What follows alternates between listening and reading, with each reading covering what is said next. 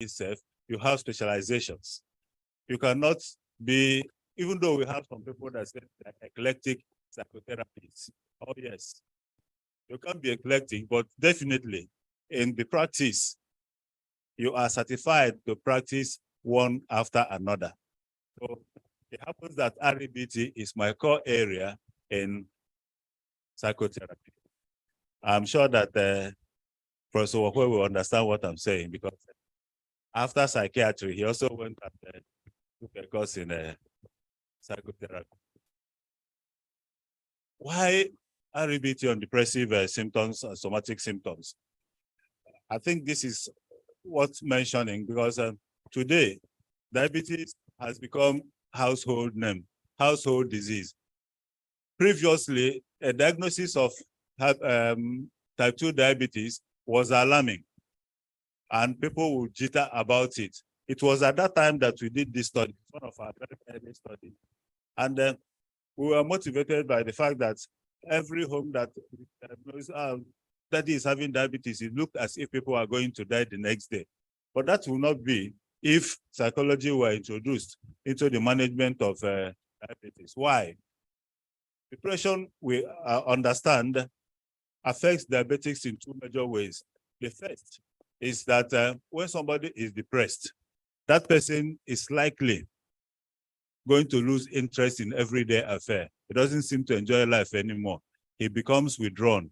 He doesn't like to engage himself again. Social activities get down. Such people do not adhere to doctor's prescriptions. You can't even tell the person to go and do exercise. The doctor will be wasting his precious time because he's not going to comply. So that is one way that depression helps to kill the diabetic, not the diabetic itself killing the victim or the patient. Now, the second way is we know that with depression, certain hormones, cortisol, for instance, rises. And when cortisol rises, it hampers the utilization of insulin. This insulin is the hormone that helps sugar metabolism. So when a patient is depressed, insulin level rises. And that is why depression is pathogenic to diabetes. So somebody may not be having diabetes, but when he has or she has depression, diabetes can be a complication of depression. So you see, diabetes can complicate depression, and depression can complicate diabetes. That is why this study was very important. And we thank God that in that study, which was carried out in hospital, where doctors were also supervising, we were able to reduce significantly depressive symptoms, and diabetics got fast recovered, got back engaged in their work. Now, about somatic symptoms. When psychologists talk about somatic symptoms, we talk about those symptoms that present in individuals that are masks to psychological problem. That is the physical complaints that people use to take the place of psychological symptoms. So, you know, it's not convenient for people to begin to think about certain psychological things they feel. So these things manifest as somatic symptoms. When people now complain about these somatic symptoms, you often hear that somebody has gone to hospital. And when he goes to hospital, the doctor says, but your BP is not bad. It's not, the vital signs are not showing us anything wonderful. Okay, go to this lab and go to that lab. At the end of the day, he comes back and says, but you are doing relatively well. Go and do this. Maybe the point is that that is somatization. Such people are the sicklier people among diabetics because they complain of several other symptoms that are not even related to diabetes. And when the doctor is not a very well-informed doctor who will ask the person, please see a psychologist, the doctor may say, okay, take this one. If the person goes to the quack, that is complicate the matter the more, because you keep giving drugs from one drug to another, from one drug to another, until the entire life of the person is completely complicated. And such people may end up becoming addicts to prescription drugs. So when we use psychotherapy for such patients, traumatization was relieved, depression went, and these people started living prosperously.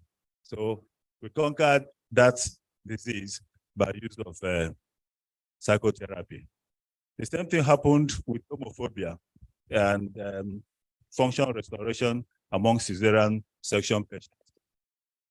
We know that cesarean section is becoming rather common. We also know that most times when people die in the theater, it's not because the doctor is incompetent. No, it's because of psychological complication. Surgical anxiety is very dangerous. And except it is treated, people will keep dying in the theater. And people will keep dying. The doctor will say, everything possible. I did everything. I cannot explain this death. The death is tomophobia. The explanation is tomophobia. Because once the anxiety is high to a certain level, the blood pressure naturally shoots up as well. And when the blood pressure shoots up, heart function as well goes up. Blood circulation is increased. Any little damage to any blood vessel, arteries, and whatever, a lot of bleeding follows. So hemorrhage will kill the patient because of heightened anxiety. But if you deal with anxiety at the onset, that is why sometimes people go to hospital. The doctor says, no, we schedule this operation at this time, but we can no longer do it. It's because that doctor is already knowledgeable about what pre-surgical anxiety could do. So if such a person comes around and is fortunate to have a clinical psychologist, that can be removed in less than even 30 minutes of proper engagement with an experienced psychotherapist, and the person can go back to surgery with very good results. This also we did in the hospital setting. It was not outside the hospital. So doctors were there and they saw how we did it. I want to say that for these patients, the functions, physiological gains were also obvious because they returned to normal function faster than those in the control condition. The vital signs returned, bowel movement returned, and they were up and going faster than the people in the opposite condition. Now, about our studies in the other areas, let me talk about the management of the symptoms of schizophrenia. We'll talk about the symptoms of schizophrenia. We'll talk about those characteristics that make what we all call madness. In psychology, we don't use that terminology, but I was already instructed to talk about the town. so you see, this is the issue. When people have delusions, when people have hallucinations, when people have disorganization, we say that they have lost it. Whatever the cause is, one of the major problems that we have is psychological environment. And CBT has proved very good. Well, by the way, CBT means cognitive behavior therapy. But cognitive behavior therapy is widely known. It's already known in psychological literature as very effective. So in that respect, we decided to say that in other climes abroad, every person talks about CBT. Let us use CBT as well as indigenous psychotherapeutic modality, which is Mezeron. Mezeron is indigenous to Nigeria. It was developed in a psychiatric hospital in Benin by Alfreda Awarite. So in that Mezeron therapy, we discovered that in this particular research, 8 sessions of Mezeron therapy was as effective as sessions of CBT in the relief of these symptoms that I mentioned. Like I said, these are hospital-based research. So the psychiatrists were there, the psychiatric nurses were there, and it was good enough that they joined us to record this today. It is recommended that psychotherapists, clinical psychologists working in these centers, psychiatric centers, can equally use testosterone therapy, which is indigenous. And that is kudos to us, isn't that? Now, logotherapy is another therapeutic modality that we tried in our research.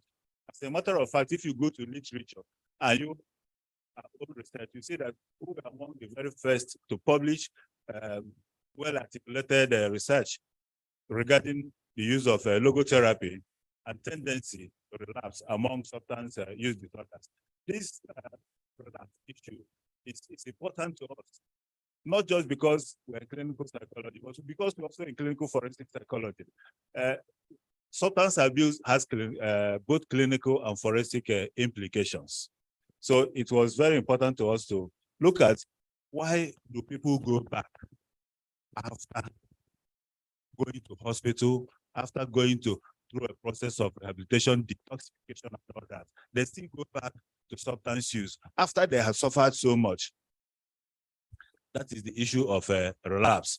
Now, logotherapy in sum is about finding meaning in life. So we discovered that some of these people go back to substance use because they lost it. Social support has waned, and they are no longer focused about what's next to do with their lives. So introduction of psychotherapy in the form of logotherapy relieved this area and gave them a new understanding about life, meaningfulness in their individual lives, and relapse was handled. Most of the people that participated significant at 0.01. We got it, and we published that very important research. We were very happy. And the psychologists, the psychiatrists at the neuropsychiatric hospital are also celebrated with us. I want us to talk a little bit about these black fly infested areas of Cameroon.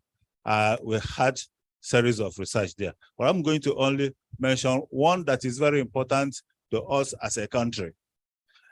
In this country, we do not regard psychological perspective to environmental impact assessment. We have not started doing it. Look at Cameroon. Cameroon is already ahead of us. Cameroonians invited us to do environmental impact assessment in Cameroon. Nigeria does not do that. Nigeria will go and cite university in a place that university students will be kidnapped. The reason is that no impact assessment was done. The psychological understanding of the environment was not done. There is no basis to cite universities in certain areas of this country. But they go ahead and cite that. And that is why people will be there and they will be kidnapped.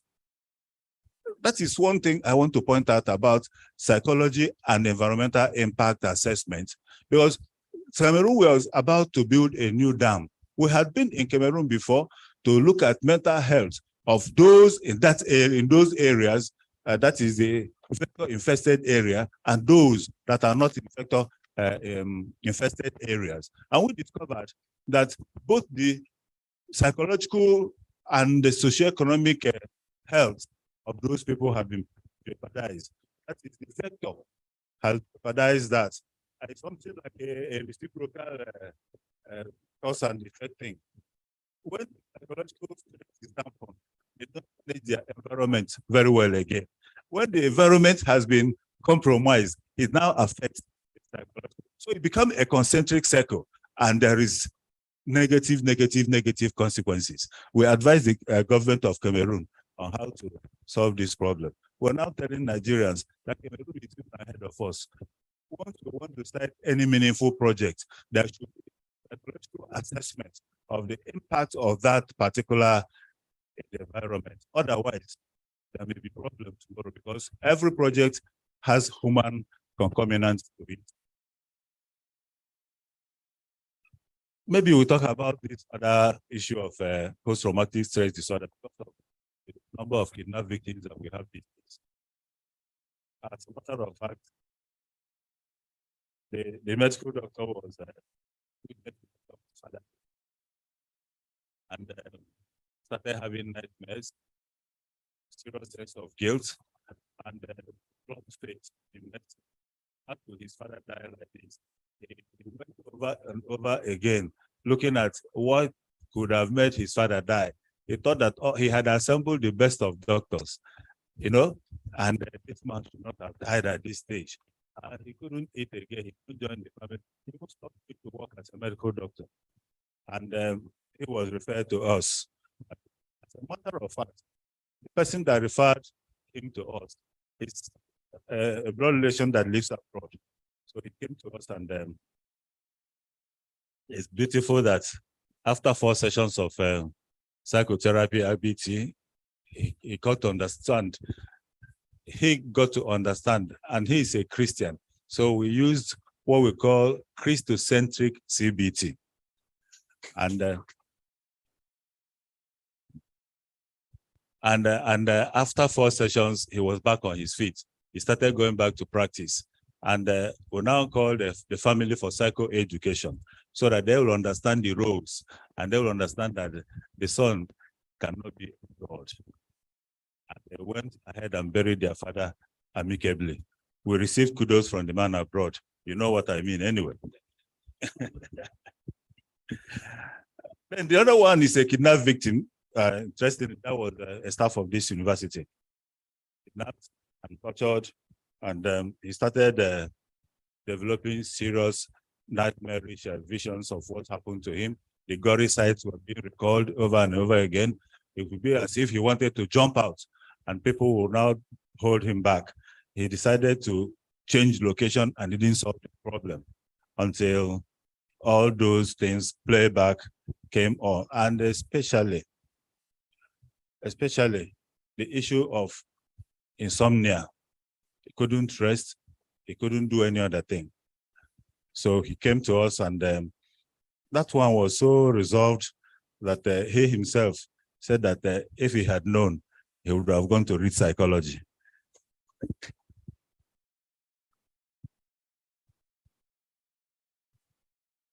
My dear Vice Chancellor, distinguished audience, you see, if we keep talking about clinical psychology and clinical problems, it will look like we don't have other problems in psychology. And, you know, the physician is as well a preserver of health. If you know what happens to recovery and how to remove them. Non-clinical cases are abound in our society. And if these non-clinical cases are not treated, they will end up becoming clinical cases. So we have to avert our minds to some other areas of psychology. And one of the places that actually caught our attention is the area of work, organizational psychology, and industrial psychology. We did quite a number of works there. But what we want to talk on, just 2 of our studies that we want to talk on, because they are germane to us as a university community.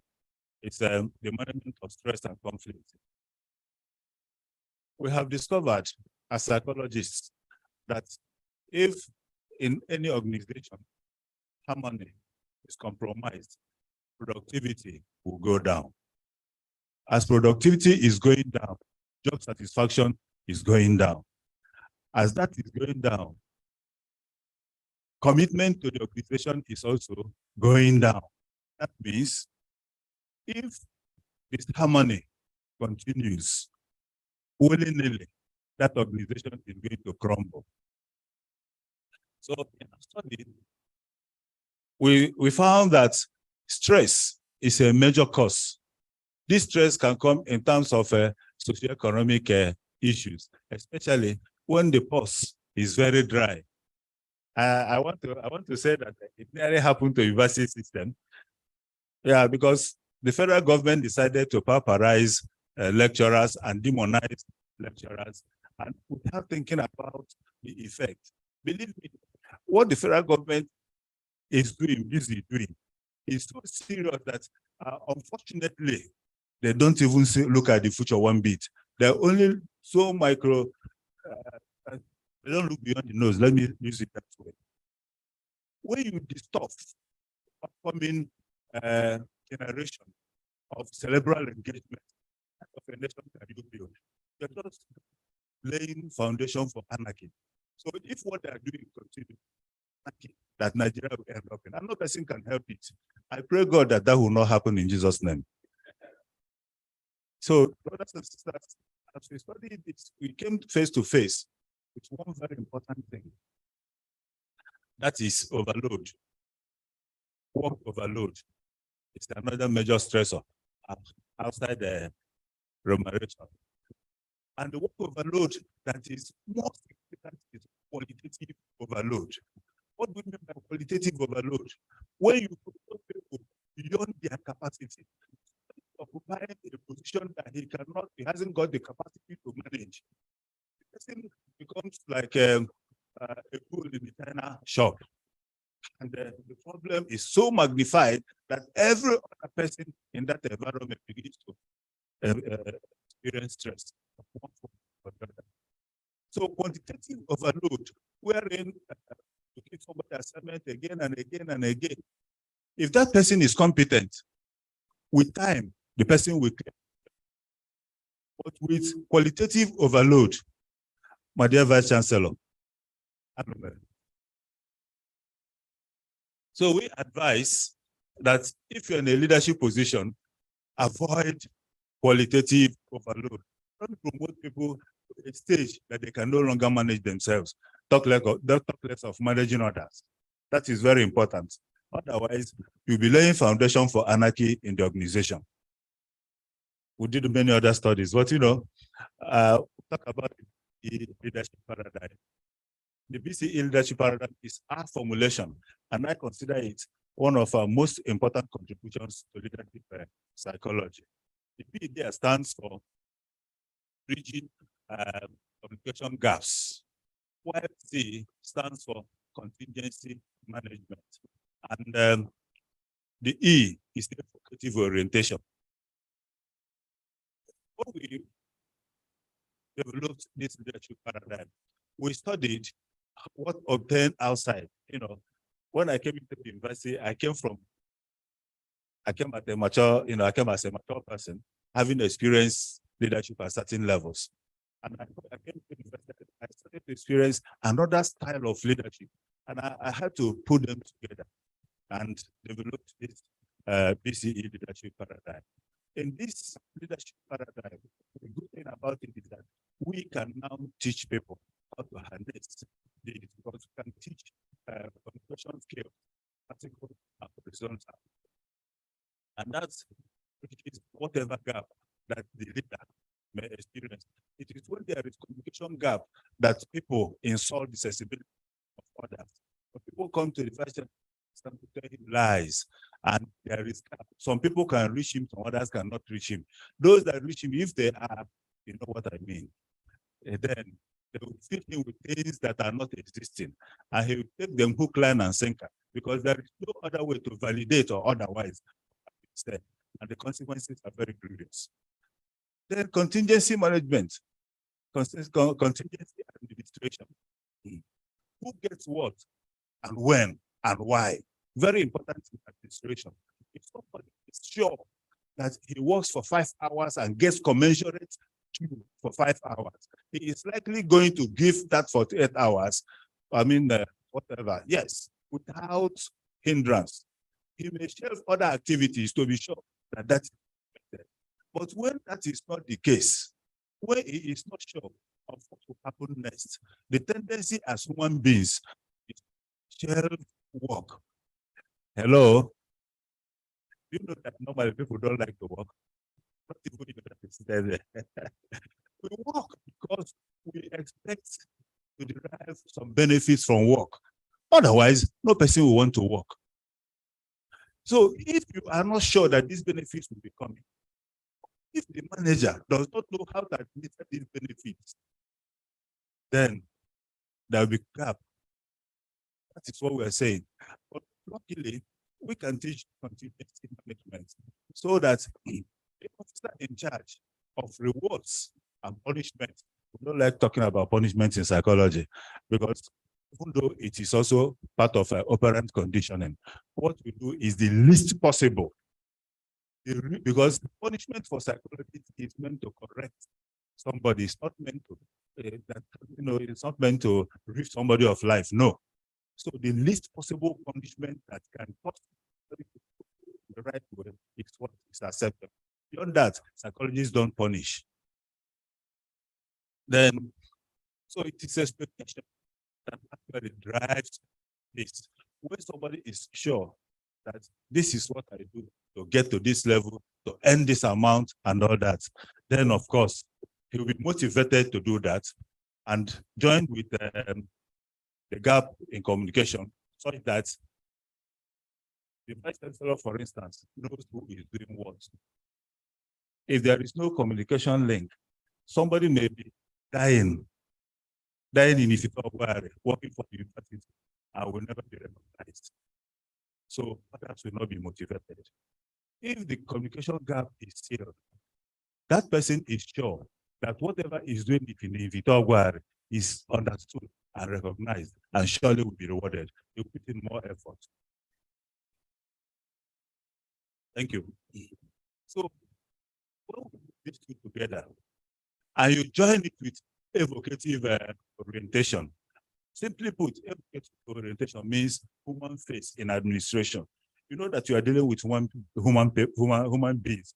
That you are at the top does not make you less a human being or more a human being than those that are subordinates. We are all human beings. And when the leader understands that as a human being, others are also human beings, and they have problems, they have issues, and he has a mechanism to listen to these issues. Such a leader promotes harmony in the organization because the subordinates naturally will feel a sense of belongingness, that is commitment to that organization. They know that if something befalls something of undertakings as members of this family organization, then leadership will come to our rescue. It helps them to work hard.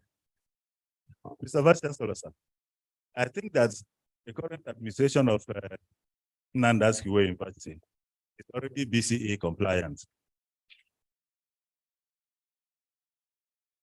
How else can I describe somebody who knew that when we came back, we had no money for fear and gave money for fear? How else can you also describe somebody who knows that to publish in high impact journals is difficult and gives money to publish in high impact journals? Is that not, that is evocative. He knows that these are human beings. We expect them to do this, and they know that when they do this, this is what the reward they get. That is that.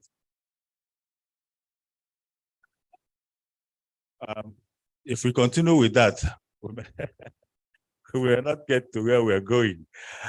But when we reflected on these and many other studies, we also went to forensic psychologists. Maybe I just take one of our very important studies in forensic psychology. We talked about suicide and the psychological autopsy. I remember that in this university, when we lost a person by autopsy, by suicide, I wanted us to conduct psychological autopsy, but the parents were afraid. They didn't allow that. The university management wanted us also to make sure that every both pathological autopsy and psychological autopsy were called, because the person died in the hostel and it looked as if something happened. But the university management knew that our hostels are safe. Therefore, we wanted to go all out to do the autopsy. But the parents, being Christians, decided to leave everything to God. That was very important. And we had to write on psychological autopsy because it's very important. We also talked about and wrote about the inexorability of psychology for law.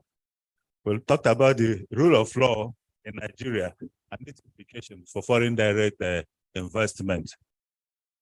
My Vice Chancellor, sir, it may not be important to go through all this because they're already in public domain. However, in a paper on rule of law, it's obvious that people in this country who have been charged with the responsibility of managing our affairs have turned themselves into rulers. In fact, sometimes I hear them say that they are in the ruling party, which means they have accepted that they are rulers. And that is very unfortunate. If we are practicing democracy, we should be talking about leadership, not rulership. The difference is very clear. A ruler is a sovereign. who dictates what others do. But a leader is one of the people who also directs and puts together the factors of production so as to get common goals achieved. So in Nigeria, we have rulers. They are there, and the rest of us are there. They dish out instructions, and if you don't obey them, you face the consequences. That is why Nigerian laws are deliberately punctuated with loopholes, so that the same law can acquit a friend and then convict a foe. So they decide who to put to prison and who not to put to prison by the same law. Have you ever asked yourself why different judges in different jurisdictions will give different rulings concerning the same political matter, citing the same law? That is how bad our situation in Nigeria is. So you see, it's only psychology practiced and incorporated in the legal system, from the drafting of the laws to the execution of the laws and the execution corrections in the correctional centers, that will make what we call democracy today to be real democracy. After all, the norm in a democracy is the rule of law. Anything outside of it is not democracy. Unfortunately, who will bail the cat? We posit that the immediate possible is certification, psychological health certification of whoever wants to occupy public office. People are asked, thank you, sir. People are asked to go for medical checkup and then bring medical certification to show that they are healthy enough to occupy offices. Physical health is important, but the most important, I don't want to say the more important, is psychological health. Because as we have seen earlier, psychological states can damage physical states, and the psychological states can damage the entire society. And this is the problem that we have today in the country. I wish that for the upcoming elections, all these people that are traversing the space, the political space, will submit themselves for psychological assessment so that we know who is qualified to rule us and who is not qualified to rule us. We would have to jump borders. My dear Vice Chancellor, sir, it is clear that psychological insufficiency, psychological articulations could explain the stalemate in human development that we experience today. People talk about development as if we're talking about infrastructure, building of roads and railway. No, for us in psychology, no. If the human being is not developed, there is no development at all. What is happening in Russia today? People are deliberately destroying what they call development. But if there were true development, if these people that we say that developed world have even got development at a certain level, such things would not have happened. That is the truth. So human beings are now resorting to developing all sorts of machines. Now artificial intelligence is the up thing. How far are we going to do? For goodness sake, even machines will in no time cause psychological problems to humanity. Therefore, how do we go? And what do we do from here? We now reasoned that the best thing to do to put all these problems in check is prophylaxis. Is prophylaxis. And our understanding of prophylaxis was fueled after we studied the psychobiology of love. And then we studied hate. And we came face to face with a hypothesis that helped us to understand deeply what it takes to live together and develop as humanity. And that is why we proposed the limbic energy hypothesis. We summarize that